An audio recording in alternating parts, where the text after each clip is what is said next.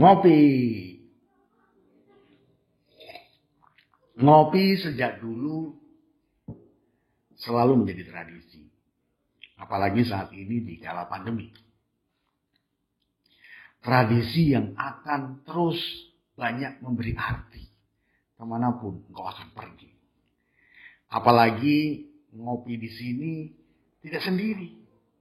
Akan ada banyak yang menemani. Karena ngopi di sini adalah ngobrolin inspirasi.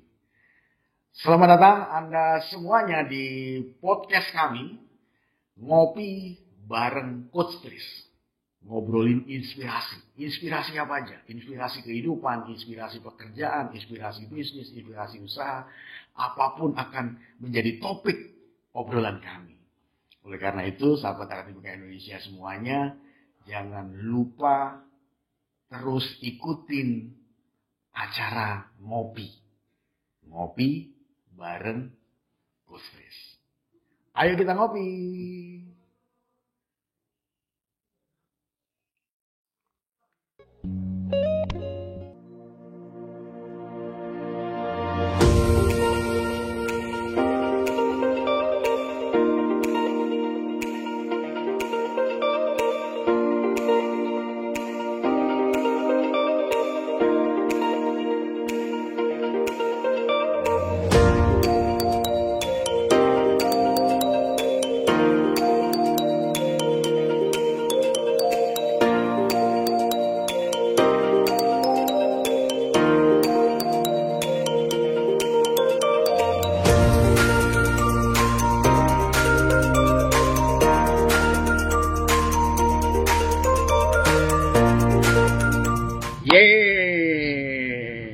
Mas Kartiko, selamat datang.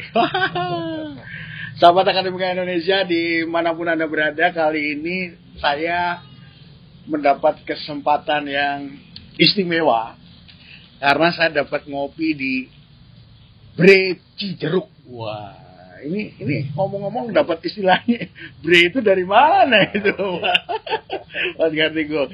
Dari mana tuh? Jadi sebetulnya ceritanya rada lama. Tempat ini itu pertama kali dibikin namanya unik. Unik kalau bahasa saya unik, tapi kalau buat anak saya norak. Oh gitu. Jadi pertama kali waktu pertama bikin, karena di tempat ini kita punya jembatan merah, nanti kita lihat jembatan merah. Oh, yang kita menuju sini tadi ya. Nah, oke. Itu pertama kali karena orang tua, jadi saya kasih nama jembatan merah. Jembatan merah. Salah satu ikon ya. Iya betul. Saya berpikir gampangnya. Jadi supaya orang kalau ke sini ada identifikasi, ada jembatan merah gitu kan. Pokoknya kelihatan top banget di kepala saya lah. Terus kita sudah bikin pesan logo dan segala macam bayar orang.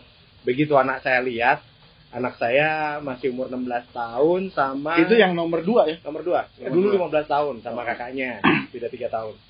Mereka sama kompak langsung. Kampungan. Wush. Anak sekarang ya.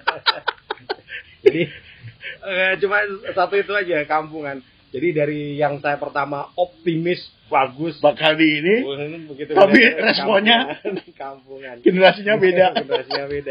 Oke. Jadi orang tua kampungan ini akhirnya muter otak. Jadi semuanya dulu udah dicetak.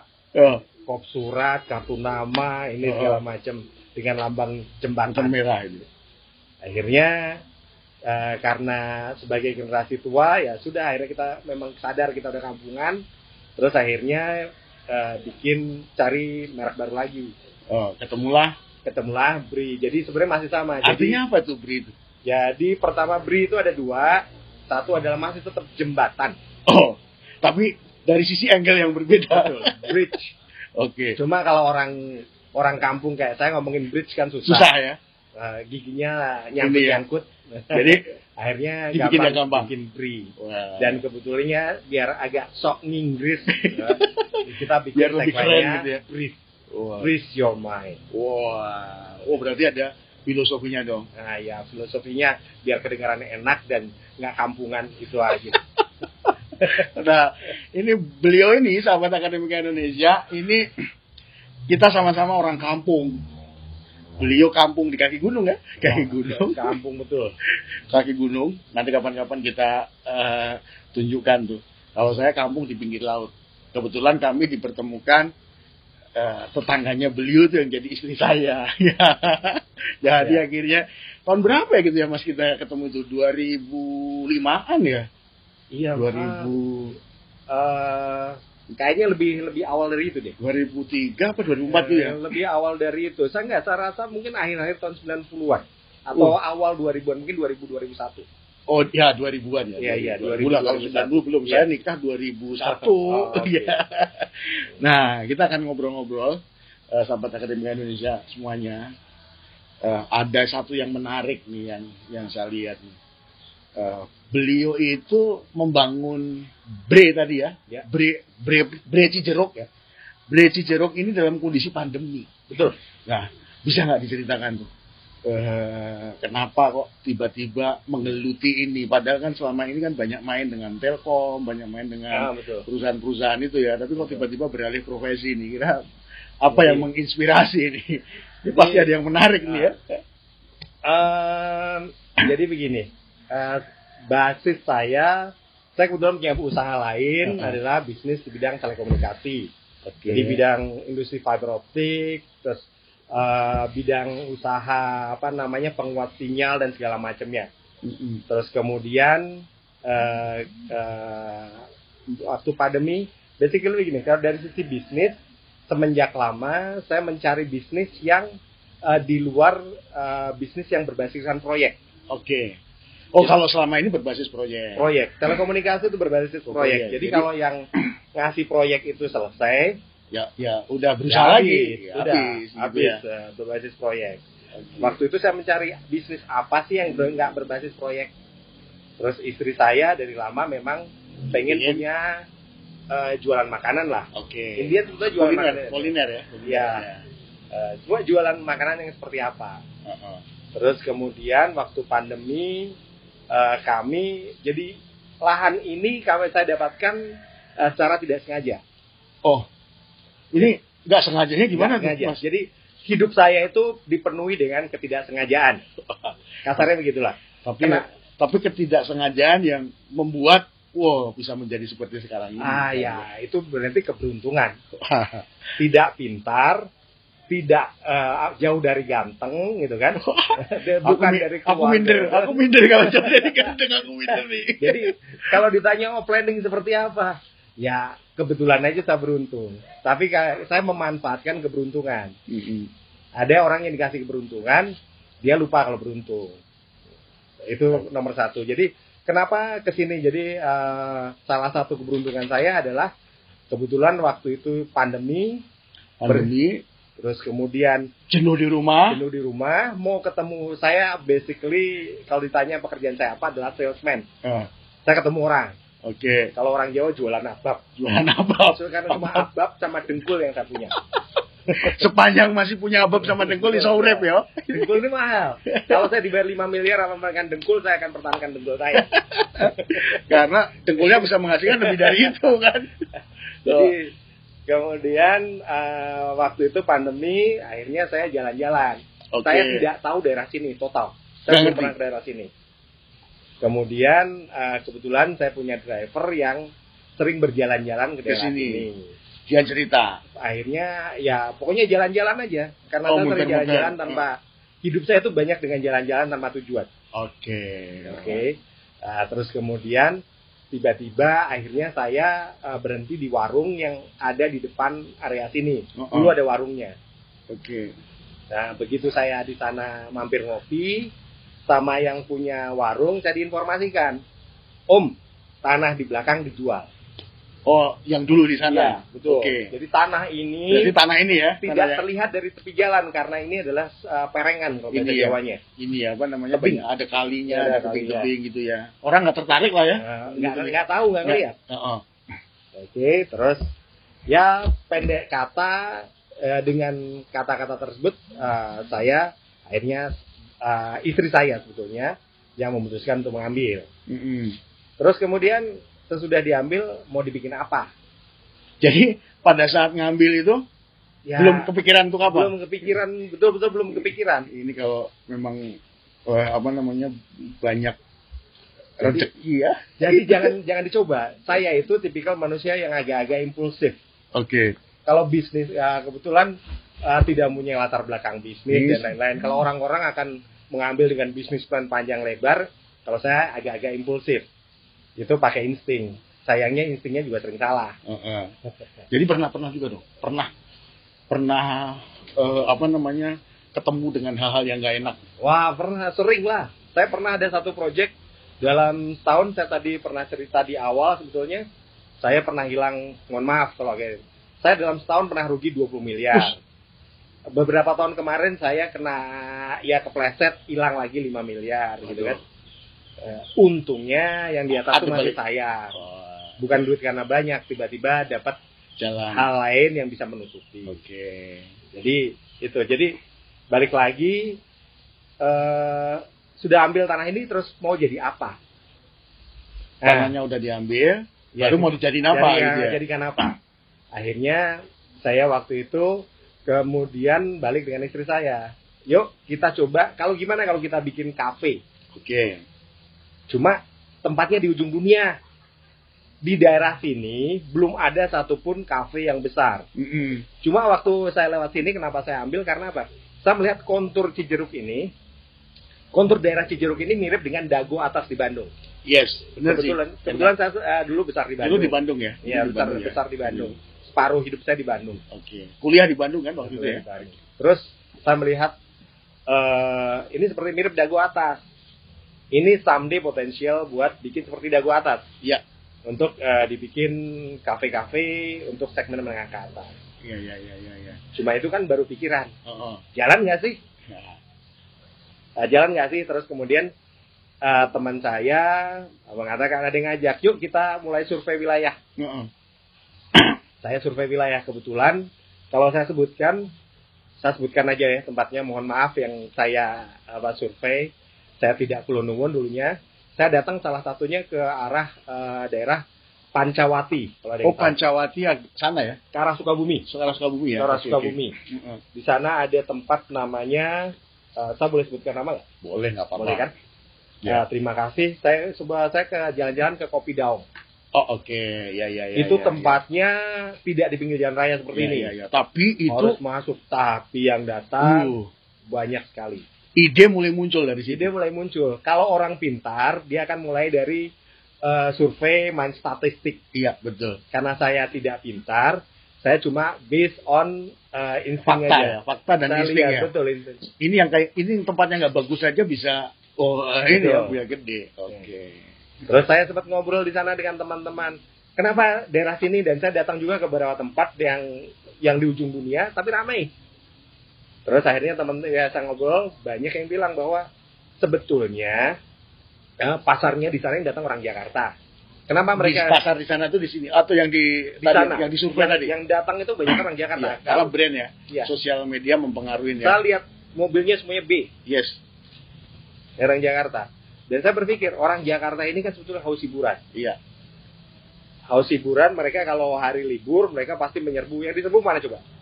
Ya kalau nggak puncak. Ya, Sentul gitu ya. Puncak. Juga waktu itu semuanya lari ke puncak sampai hari ini. Iya. Saya cuma bilang, daya tampung puncak itu berapa sih? Betul. Berapa? Terus di puncak itu kalau istilah elektronika ada namanya saturasi. Saturasi itu sudah jenuh. Tetapi orang Jakarta taunya ya puncak. Karena brandnya puncak. Libur puncak, weekend puncak gitu ya. Padahal ada tempat lain. Ada tempat lain yang nggak kalah jauh dari sini ya. Akhirnya kami mulai di sini. Kebetulan aksesnya juga tidak semacet puncak. Iya. Enak sih. Oke. Saya dari Cibubur tadi cuman berapa ya? Berapa lama Red tadi? 45 menit kali ya? Lebih dikit lah ya. Iya. Iya, macetnya di Cibubur kita betul. Bukan di sini malah. Iya, di sini oke ya. Iya.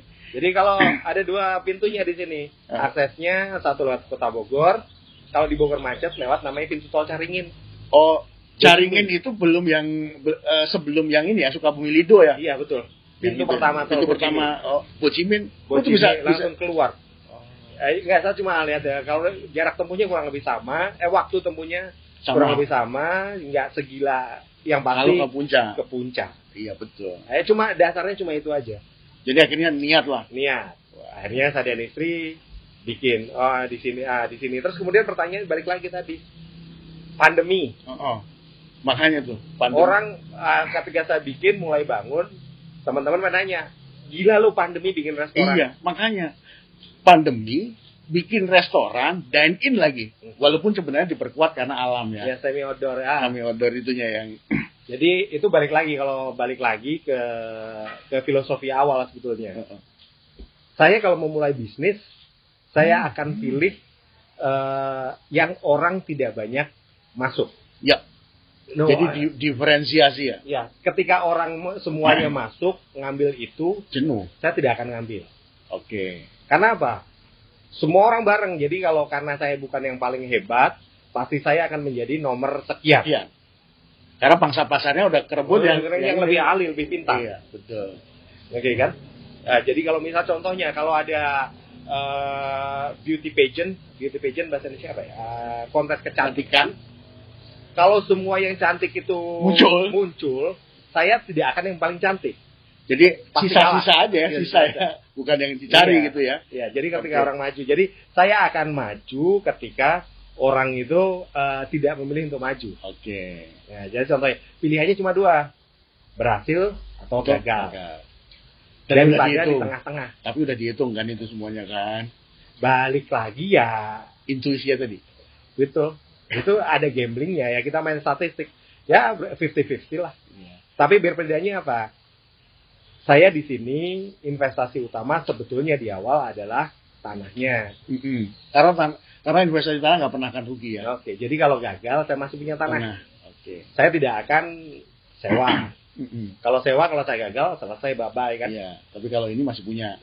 Mau dikonversi jadi apa nih? Ya, setidaknya ketika saya diusir istri saya masih bisa ada tempat pelarian. Mana berani istri. Jadi itu terus kemudian akhirnya dengan konsep awal itu kita bikin waktu pandemi. Timingnya adalah waktu itu saya coba berpikir gini. Saya kejar-kejaran waktu supaya saat pandemi ini berakhir kita sudah ready. Oke. Dan alhamdulillah semuanya ketika walaupun pandemi tidak berakhir, tetapi saya sudah siap. 1 tahun kemarin lebih sedikit lah. Kita mulai launching November 2020 ya. 2020 berarti ini ya pandemi awal-awal ya. Iya, iya. Di awal tahun pandemi pertengahan pandemi ya. Benar-benar di bulan itu kan kalau ini berarti awal mulai April Mei gitu ya. Ya November itu saya mulai 2019 kan pandemi lagi gila-gilaan tuh. Sama juga saya karena ya itu pokoknya 1 tahun lebih sekian bulan ini mulai. Ini karena kontrak yang berbasis kontrak tadi itu banyak yang dipending gitu ya. Kalau kebetulan begini, kebetulan ada 2 sisi. Jadi kita sudah mulai ketika pandemi, waktu pandemi itu yang pembatasan segala macam. Ada blessing in disguise. Kebanyakan orang berpikir waktu itu punya restoran adalah restoran tertutup. Iya. Jakarta hampir semuanya tertutup. Dan yang tertutup itu semuanya tutup.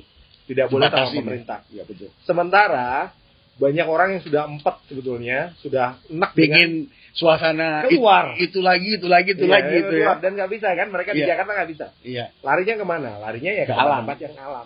Mau ke puncak udah penuh.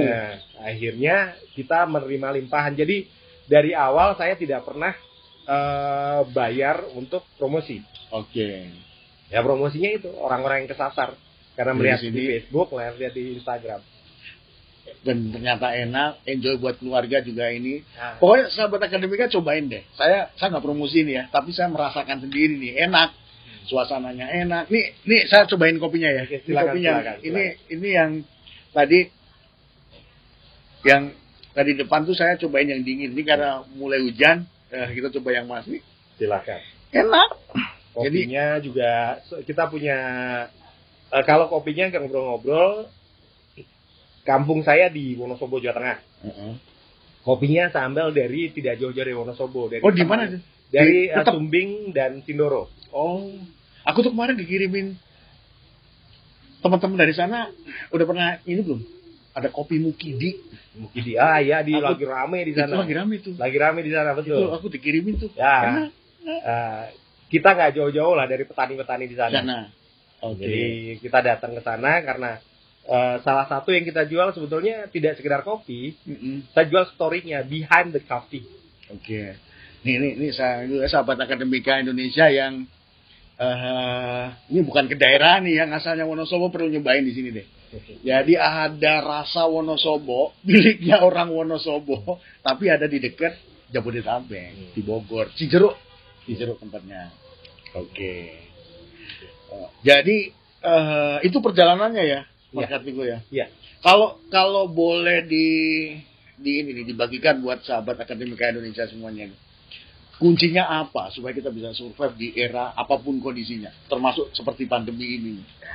Apa nih kira-kira kuncinya? Jadi orang seperti saya banyak bermimpi mendapatkan keberuntungan. Iya. Tapi keberuntungan belum tentu milik semua orang nih. Betul. Keberuntungan itu harus dicari. Yes. Jadi itu sama dengan saya selalu bilang filosofi hidup itu sama dengan melempar dadu. Orang-orang kayak saya ini yang datang dari kampung, tidak punya modal, kagak cantik, kagak pinter gitu kan. Cuma seperti melempar dadu. Jadi kalau kita ngelempar dadu sekali, kemungkinan kita beruntung itu cuma 1/6. Ada 6 1/6 ya, karena ada 6 muka ya. Iya. Kalau kita ngelemparnya 6 kali, 7 kali, 8 kali, 10 kali, peluangnya bisa lebih banyak. Jadi ya banyak-banyakan. Terus apakah yang dibilang melempar dadu ya, kita mau nggak mau kita harus adaptif. Adaptif, banyak orang yang adaptif. Dia dengan strategi segala macam bagaimana. Tetapi kalau saya cuma simple, bagaimana kita melempar dadu sebanyak-banyaknya, insya Allah salah satu dari lemparan dadu nasib itu ada yang berpihak kepada kita.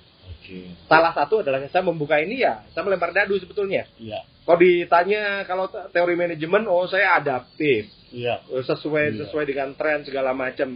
Ya mungkin itu. Jadi sesudahnya ketika kita melempar dadu, kita hitung probabilitasnya, kita berpikir cara melempar dadunya seperti apa. Contohnya di sini, saya buka kafe. Nomor 1 saya tidak akan membuka yang kecil. Iya. Mohon maaf. Sekaligus yang kalau yang betul bisa memenuhi gitu ya. Betul. Kalau yang kecil mungkin per hari ini kalau kita lihat statistik rame kafe kecil-kecil, maaf kelas ruko itu banyak. Kita sekarang di Jakarta, di perumahan-perumahan sekitar Jakarta, perumahan baru kalau melewati jalan utama mungkin ada 5-6 kafe kelas ruko. Maaf siting saya bilang ya. Mungkin investasinya sekitar 300 sampai dengan 1 miliar. Nah, kalau saya tidak akan ke sana. Karena apa? Itu seperti piramid di paling bawah. Paling bawah they fight each other. Mereka berantem sendiri. Jadi berebut market, berebut ini ya. Nggak kelihatan tapi sebenarnya sedang berebut gitu ya. Saya akan mencoba, kebetulan di sini saya ambil tanah kurang lebih 1 hektar. Ini 1 hektar ya? Kurang lebih 1 hektar sampai ke ujung lah. Kurang lebih 1 hektar. Jadi kenapa 1 hektar? Biar bisa kelihatan. Orang datang ke sini, nyaman. Wah, gitu loh. Ada wow efeknya kalau kata Mark Plus. Ya, ada gitu ya. Wah, ada ini. Ya, ada itu. Itu pertama itu dulu. Terus dengan 1 hektar saya bebas menentukan sesuatu, misalnya saya kasih ada aksesorisnya lah. Ada di sana mungkin kelihatan ada burung darahnya, itu ada tempat main. Ya. Saya kasih sungai yang saya perlebar itu. Kamu tadi udah berenang, Rep, di situ, Rep. Anak-anak kecil di sini banyak, ibu-ibu bawa anak kecil itu ya. Iya. Mereka buka baju, berenang, bawa baju ganti. Dan ini sahabat Akademika Indonesia. Berenangnya itu bukan berenang kolam renang yang ini, tapi ini ya kali ya. Memang orang-orang yang biasa ini ada air terjunnya itu segala macam itu yang menarik ya. Ya, jadi Indian yang kita jual sebetulnya kalau ditanya buka kafe apa sih bisnisnya? Jualan makanan tentunya. Tapi yang kita jual sebetulnya bukan itu. Yang kita jual adalah suasana. Experience dan suasana. Experience suasana. Jadi mulai dari suasana, pelayanan dan segala macam itu menjadi experience. Oke. Ya. Anak kecil di Jakarta itu hampir tidak pernah ada yang main ke kali. kita ke kafe sekaligus ke kali. Jadi ada pembelajaran lah ya yang di sini. Itu satu yang menarik nih, cocok nih. Kapan-kapan kita outbound di sini nih. Outbound kita pindah ke sini, ini bisa juga nih. Ada silakan aja. Asik, silakan aja. Asik. Silakan aja kalau gitu. Ini ya. Kalau misalnya banyak ada lahan di sebelah sana. Oh, yang sebelah ya. Yang sebelah itu kita bisa kerjasamakan. Contohnya seperti itu. Wah, mantap nih. Wah, ini luar biasa nih Mas Kartiko nih ya. Happy nih kita di sini. Teman-teman, ngopi kita kali ini luar biasa, obrolan ringan, tapi kita dapat sesuatu yang luar biasa dari Mas Kartiko, keluarga saya, sahabat saya. Inspirasi juga buat saya gitu ya. Inspirasi juga buat saya, ternyata untuk bisa survive itu perlu keberanian ya. Ya betul. Keberanian ya. Betul. Keberanian yang bisa ngelihat dalam arti ya kita harus bisa membuat sesuatu yang berbeda. Kalau kita membuat sesuatu yang sama ya tentu hasilnya juga sama. Betul. Paling tinggi sama dengan mereka. Oke, betul. Bisa jadi lebih kecil kan? Betul. Tapi kalau kita yang berbeda, kita belum ada ukurannya.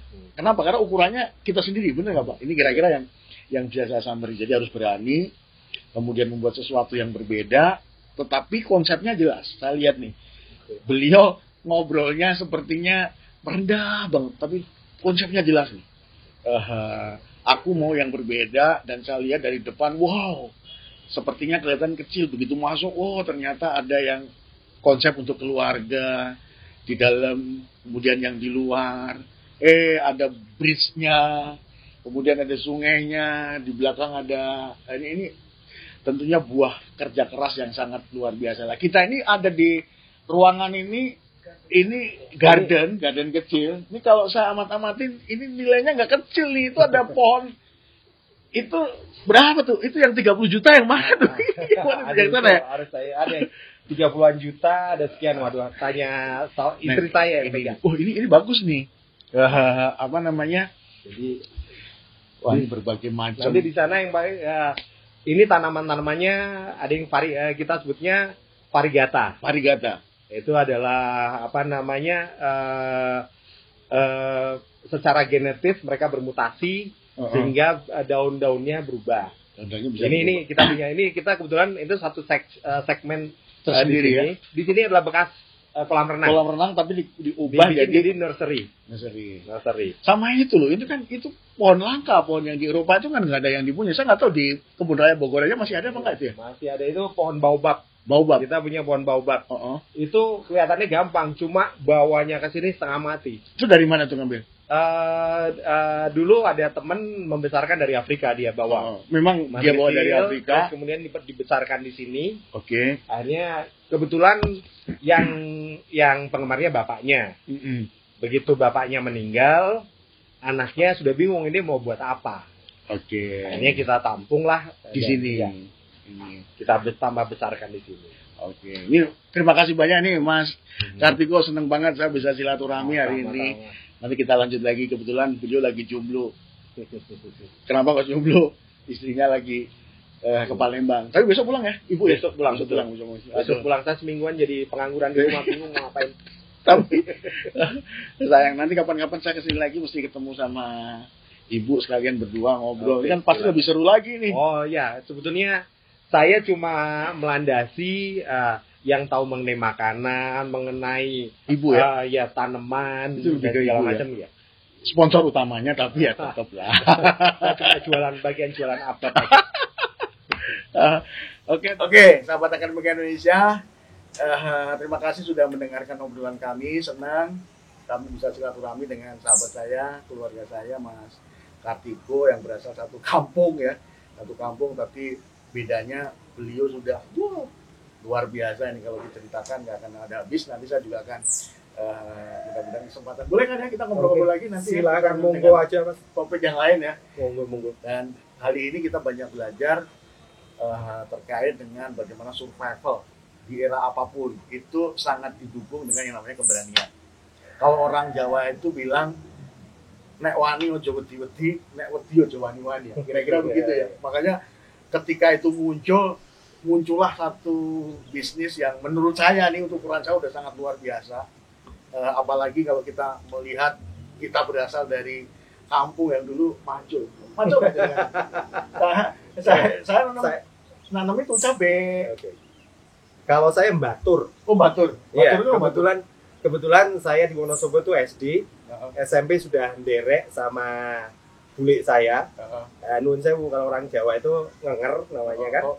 Oke. Ya, jadi ya nun sewu kawula wingking. Oh, derek mulya. Ya jane ming padha.